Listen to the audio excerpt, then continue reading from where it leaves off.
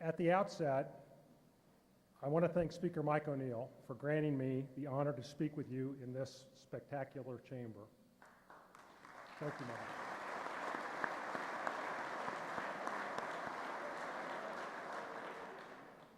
I had the opportunity to serve in this House almost 20 years ago with some of you that are still in this room.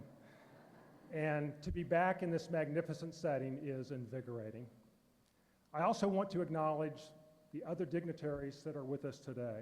I want to start out by acknowledging our legislative leaders, Speaker O'Neill, President Morris, Leader Hensley, and Leader Davis. Thank you for being here, as well as all the other members of your leadership team. I see that we've got members of the cabinet here and all sorts of dignitaries. And I'm going to leave some folks out because you have to understand, I've spent the last 2.5 years as Lieutenant Governor, and you're not used to these sorts of people showing up. So if I leave some of you out, let me just say I appreciate all of you being here, all 165 members of the legislature, our state officials, our Supreme Court members, everybody that's here. And I especially want to thank some folks that can't be here today. Something that we must never forget every single day are our brave troops, men and women, fighting in 2 wars, including our own, Representative Melanie Meyer.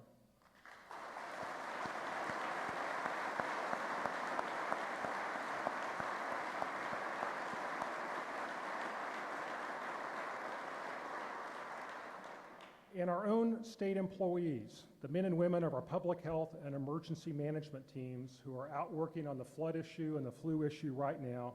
They are protecting communities across the state, and I ask you to join me in thanking them for their help, even though they can't be here today.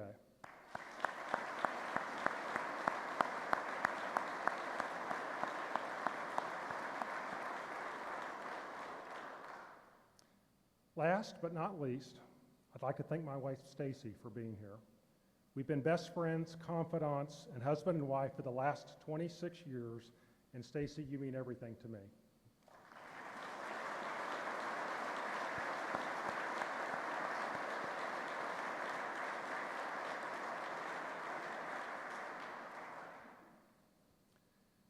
In this era of political division, we harbor many differences.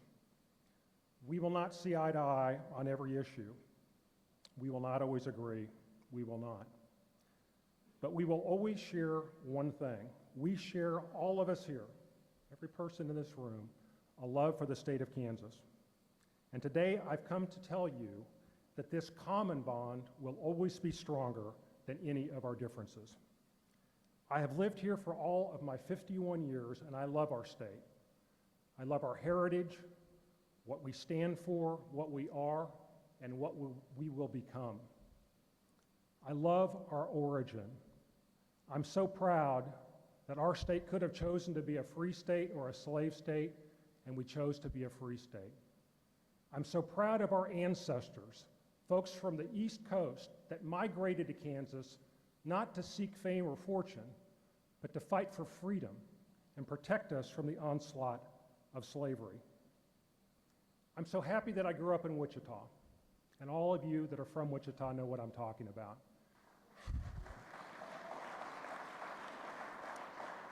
As a small child, the 2 blocks around our house seemed like the entire world. We explored them, we felt loved, we felt safe, and we felt secure, and I had a tremendous childhood there. Later, I would grow to appreciate the public school education that I received at Heights High and ultimately at Wichita State. I love the time that I spent as a child in Scott City. And for those of you that don't know Scott City, that's way out west. That's Representative Gary Hazelett country, wherever Gary is today. And although I realize that the economic engines exist all over this state, the heart and soul of the state are in the West. And that is a part of the state I truly love. As I grew older, I explored every nook and cranny of this state. I've been everywhere, and I've learned to love every part of Kansas. I've learned about the rich history of Southeast Kansas, and I've learned to love the Northeast as well, where Stacy and I currently live, a place of incredible entrepreneurs and great opportunity. And I love the fact that we have had so many great Kansans that have preceded us. I think about John Brown, the freedom fighter from Osawatomie. I think about William Allen White, the poet and journalist from Emporia. And I think about Berger Sanzane, the greatest artist of the 20th century.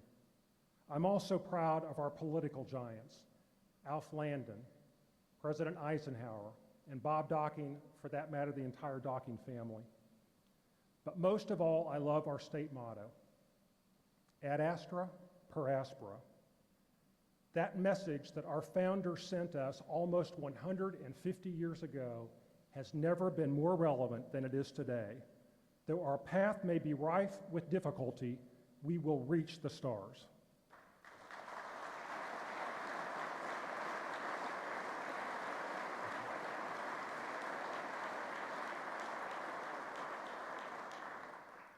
That is why I'm honored and humbled to serve at a time when Kansas is hurting. You all know the numbers. The state and the country are in the midst of the greatest recession since the 1930s.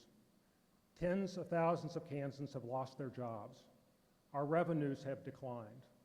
Folks with retirement accounts have seen them plummet, and fear is rampant.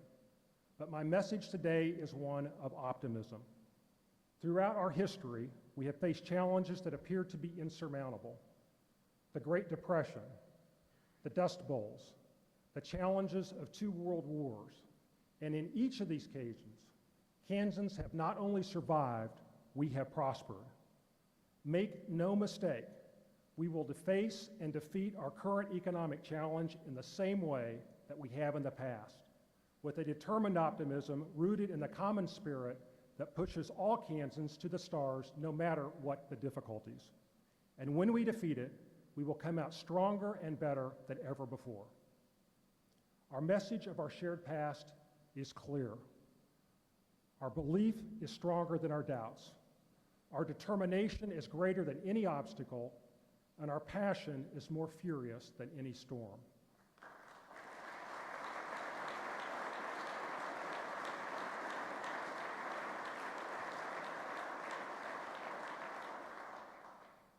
State government must play a central role in this economic turnaround. For us to succeed in defeating this challenge, we must do 3 things. Our immediate need is to balance our budget in a responsible way. This will require a post-partisan spirit of shared sacrifice. You all know that our current deficit is $328 million. Filling that deficit will not be easy. The number is simply too large to fill it solely with additional budget cuts. Those cuts, on top of the cuts that we have already imposed, would jeopardize critical state programs. Cutting these budgets $328 million would hurt education, but it is really much more than that. When we talk about across-the-board cuts, we talk about numbers and percentages, but behind each of those numbers are real Kansans. Drastic cuts would hurt education, but it would also hurt public safety, it would hurt corrections, and it would hurt those that are disabled. And for those that believe that business would somehow be benefited by a strategy that balanced this budget solely through cuts, I would tell you that additional drastic cuts to the Department of Commerce would diminish our economic development efforts and our ability to retain and attract new companies. On the other hand, I recognize that $328 million is also too much to fill simply through revenue enhancements. It would be a mistake to raise taxes at this time. Fortunately, there is a middle ground. We need to share the sacrifice and address this deficit with both responsible budget cuts and revenue enhancements. Let me be specific. On the revenue side, there are about $250 million in enhancements that we can make that won't raise a single person's taxes. These include delaying tax cuts, decoupling, recognizing gaming revenue, and the recent idea of a tax amnesty. The good news is that these enhancements won't require us to raise taxes. I fully admit and acknowledge that some of them would cause tax cuts to be delayed, but no business or person would see their taxes increase.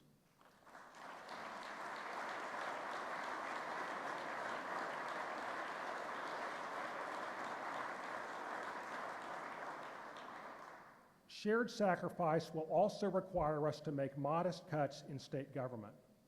Cuts that will be painful, but cuts that will not be crippling. Now, these votes will not be easy. I understand that. But they are necessary. And I am confident that you will rise to the occasion and have both the leadership and courage to balance this budget in a responsible way. This shared sacrifice is the Kansas way of life. Whenever we have a crisis in this state, all of us pull together in an attempt to assist in the recovery. But no group should be forced to bear the burden of this challenge by themselves. That's simply not the way that Kansas works.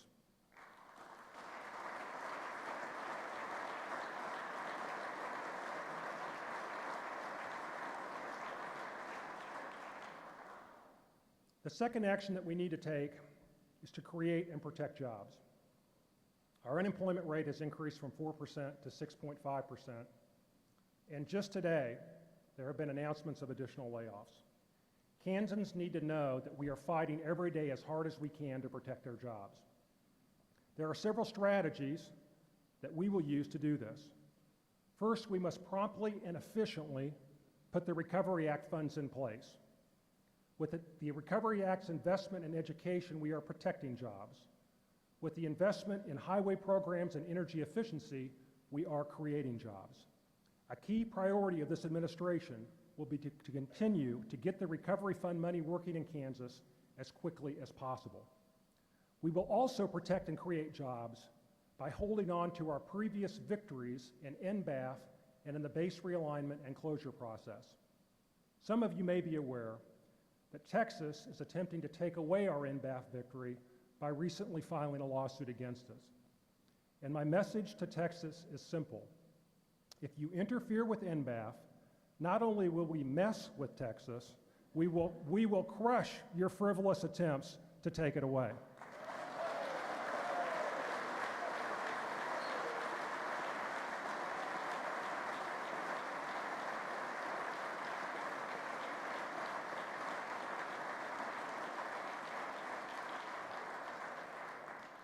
We will also create jobs for the future. We'll continue to work closely with the Kansas Bioscience Authority as it solidifies our space in the animal health corridor. We'll also work closely with the University of Kansas to make sure that KU becomes a National Cancer Institute designated center.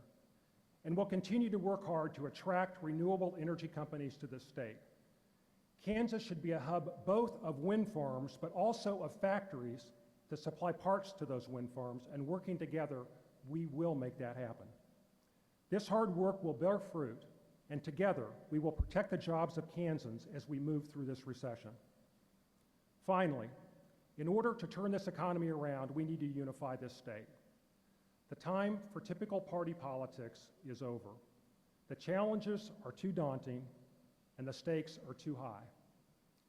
It's time for all of us, Republicans and Democrats, to forget about party politics. It's time for us to do what our ancestors have done when they faced great adversity. We will roll up our sleeves, work hard, make the tough decisions, and move forward, not as Republicans or Democrats, but as Kansans to solve the problems that we face.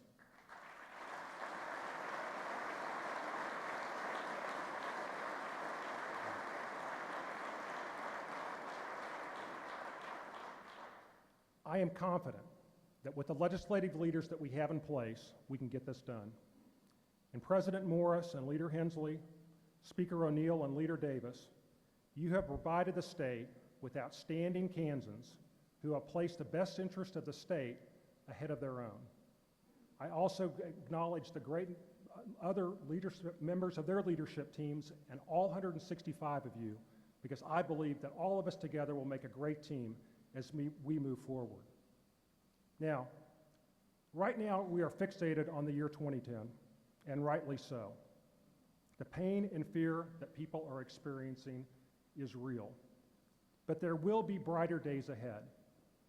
And I've learned from my experience in business that it makes sense to not just think about the year that we're in right now or the next year, but to think about 5 and 10 and 15 and 20 years down the road. So bear with me for a moment as I tell you a vision that I have for Kansas in the year 2030. a vision that is entirely possible if we make the right decisions this year, next year, and in the following years for this state. This vision of 2030 is a vision that I see as clearly as I see all of you sitting before me today. In the year 2030, Kansas agriculture and manufacturing will thrive. By the year 2030, there will be 600 million additional middle-income people in China and India and the emerging markets. And if we keep those markets open, they will be a steady source of sales for our agriculture and aircraft industry for years to come. In the year 2030, NBAF, if we protect it, will have long been built, and thousands of high-paying jobs will exist on the corridor between Columbia, Missouri, and Manhattan, Kansas. And Kansas will be known not just as the air capital of the world, but as the animal health corridor of the world. In the year 2030, we will have fully exploited our wind energy opportunity in western Kansas. We won't just have the impressive 1,000 megawatts of wind energy that we have right now. We'll have 10,000 or 20,000 megawatts of wind energy. And there will be companies dotted across the state that will supply those wind farms. I see a corridor developing between Wichita and Salina of factories to supply those wind farms with the parts that they need. In the year 2030, Kansas University will have long received National Cancer Institute designation, and all Kansans, regardless of status or income, will receive the highest quality of cancer care available in the world. In the year 2030, we will have a population increase, not a decline, as some are predicting. We will have a population increase made up primarily of Latino Americans and Asian Americans. And we will recognize that these new populations offer us a tremendous opportunity to fill our retiring, aging positions in various sectors of the economy, and that these new populations offer us an entirely new group of consumers. Unlike states that shun these populations, we will recognize them as a great opportunity.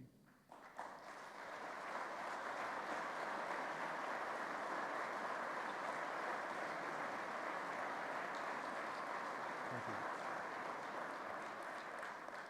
you. In the year 2030, our kindergarten through 12th grade system will be using the latest in technology so that every student, regardless of where they are in the state, will have access to the same high quality of education as every other student in the state of Kansas.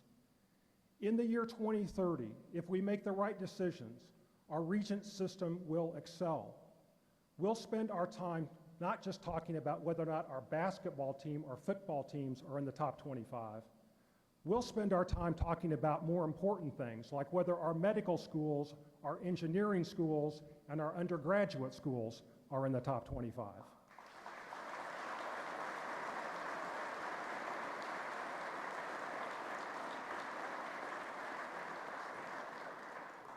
All of these things can happen. You, each of you, can make them happen. If we set aside the petty politics that permeates our country and instead pull together, the vision that I've laid in front of you isn't just the vision of an aging politician. The vision of prosperity that I've laid before you is our destiny. I close with a quote from Winston Churchill. During the worst times of World War II, when he was almost single-handedly protecting the West from the tyranny of Nazi Germany, he was asked if he worried about how history would treat him. He took no time to respond and quickly said, "History will be kind to me because I intend to write it." Churchill said, "History will be kind to me because I intend to write it." Tonight, we open the next great chapter in our state's history. Be certain of this. The title of that chapter, like so many great ones that have come before it, will be Ad Astra per Aspera. Decades from now, our children and grandchildren and their children will look back at how we responded to the greatest economic crisis in 70 years. Did we panic or did we lead? Did we retreat to partisan interest or did we embrace shared sacrifice? Did we bicker or did we set aside party politics to work together as Kansans? I already know the answers to those questions because I have confidence in each of you. I know that despite our differences, we share a love of this state. So, let's not just name this chapter with our great state motto. Let's get busy writing a history that future generations can truly be proud of. Thank you very much. God bless you, God bless this state, and God bless the United States of America.